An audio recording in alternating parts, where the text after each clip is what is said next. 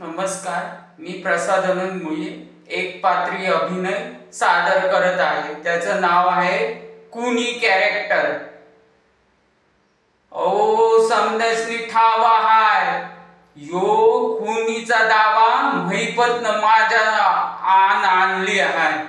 या महिपतला ना समद माहिती आहे. लहानपणापासून त्याने मला शिकवण दिली हाय की कोणाकोणाचे मुडदे पाडायचे आणि कोणाकोणाचे मुडदे बसवायचे. सगळं त्याने शिकवण दिले. आई बाला माझ्यापासून वेगळं करायचं त्याने मुद्दाम नाटक घडवलं आणि हे समद प्रकरण त्यानं घडवून आणलं. आणि मी कशापायी गप्प राहायचं, का म्हणून गप्प राहायचं? कुणाच खातोय का? मी माझ्या घरातलं ताटातलं खातोय. मी कोणाशी बांधील नाही आणि मी कोणाचा नमतेपणा घेणार नाही. आणि मला समजतच नाही कोणाची दिशा आहे. ज्याने मला त्रास दिला त्याचा मुर्दा बसवणारच आहे. त्याला जिवंत सोडणारच नाही, त्याचा मुर्दा गाडणारच आहे जमिनीत. पण मी शांत बसायचो नाही. महिपतनं हे समद प्रकरण घडवलंय. मी त्याला जिता सोडणार नाही. आई वडिलांपासून वेगळं केलं त्यानं. मी का शांत बसायचं आणि का म्हणून ऐकून घ्यायचं? मी आजपर्यंत ऐकून घेतलं. आता माझी तळपायाची आग मस्तकात गेली आहे.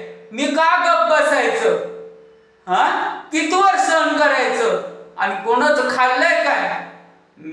मी माझ्या ताटातलं खातोय, लोकांच्या ताटातलं बघायला जात नाही. आणि मला कोणाची फिकीरच नाही.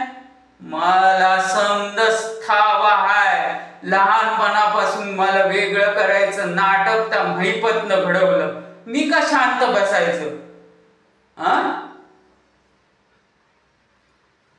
महिपत हा नावाचा माणूस नाही, यो खुनी आहे आणि त्यानं मला खुनी बनवला. काय सांगतो? अरे देवा, पोलीसवाले आले, लागली समजी वाचात. आता काय करू रे बाबा? हे देवा, आमच्या घराची वाटात झाली. या खुनीनं खुनी बनवला. मला अंधार व्हायचं होतं, अंधार झालं तर हे खुनीचं कॅरेक्टर आलं.